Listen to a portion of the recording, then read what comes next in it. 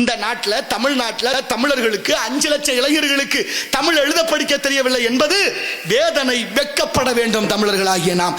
ஆனாலும் பேசுறான் சில பேர், நாங்க தான் தமிழ்நாட்டில் தமிழே வளர்த்தோம். வெட்கமா இல்லை? நினைச்சு பாருங்க, எங்க இருக்கு தமிழ்? எதுல இருக்கு தமிழ்? சங்க வைத்து தமிழ் வளர்த்த மதுரை.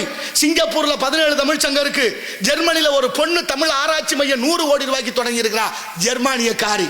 தமிழ்நாட்டில் தமிழ் இருக்கா? நாங்க தான் தமிழ் வளர்த்தோம்னு பேசுறாங்களே, அவங்க என்ன பதில் சொல்றது? நியாயமா சொல்லுங்க? பொண்ணு கொடுத்தவங்க பொண்ணு எடுத்தவங்க செஞ்சா அப்படி கூப்பிடுறான், வாங்க சம்மந்தி, அவரை ஆமா சம்மந்தின்னு சோறு நட்டு போறாரு. சம்மந்தினா என்ன அர்த்தம் தெரியுமா? சம்முனா நல்ல, மந்தினா குரங்கு, வாங்க நல்ல குரங்குங்கிறான், அவரை ஆமா குரங்குன்னு சோறு நட்டு போறாரு. அப்படியா கூப்பிடுறது? அப்புறம் எப்படி கூப்பிடுறது? சம்முனா நல்ல, பந்தம்னா உறவே, வாங்க நல்ல உறவேன்னு கூட சம்பந்தி. எங்க தமிழ் வளர்த்தாங்க? வெக்கம் இல்லாம பேசிக்கிட்டு தர்றாங்க, நாங்க தான் தமிழ் வளர்த்தோம். என்ன கொடுமை இதெல்லாம்? என்ன நியாயம் இதெல்லாம்? லேட்டுன்னு சொல்றமே, லேட்டு தாமதமா வந்தா லேட்டு. வள்ளுவர் கூட கால மருதன்னு ஒரு அதிகாரம் வச்சாரு. லேட்டுன்னா என்ன வார்த்தை? செத்து போனவங்களை சொல்ற வார்த்தை லேட்டு.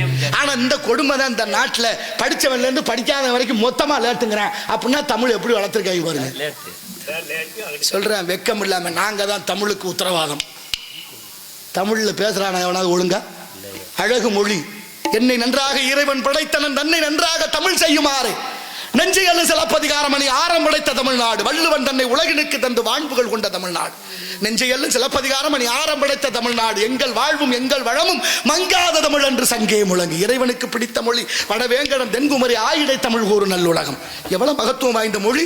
இறைவன் பாடுகிறானே, சேக்கிலார் பெருமான் ரொம்ப அற்புதமா பெரிய புராணத்திலே, சுந்தரான் சச்சனை பாட்டே ஆகும் சொற்றமிழ் பாடுக என்றார், தூமரை பாயும் பாடும் வாயார். இறைவனுக்கு பிடித்த மொழி சொல்லிட்டான். இடையில வந்தவன் கடவுளுக்கு தமிழ் நீச பாசைன்ட்டா. யோசிக்கப்ப எவ்வளவு பெரிய கொடுமை!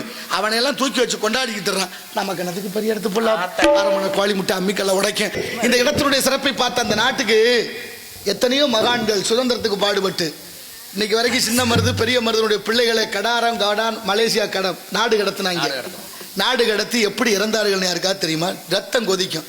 ஒவ்வொரு வரலாறையும் படித்தோம்னா எவ்வளவு நடந்திருக்கு இந்த சமூகத்தில், இந்த தமிழ் சமுதாயத்தில். அத்தனையும் மறந்துட்டு இந்த மண்ணுக்கும் மக்களுக்கும் மொழிக்கும் ஒரு எல்லளவும் பிரயோஜனம் இல்லாதவங்களை தூக்கி பிடிச்சிக்கிட்டு இருறமே. நியாயமா? நினைச்சு பார்த்தோமா?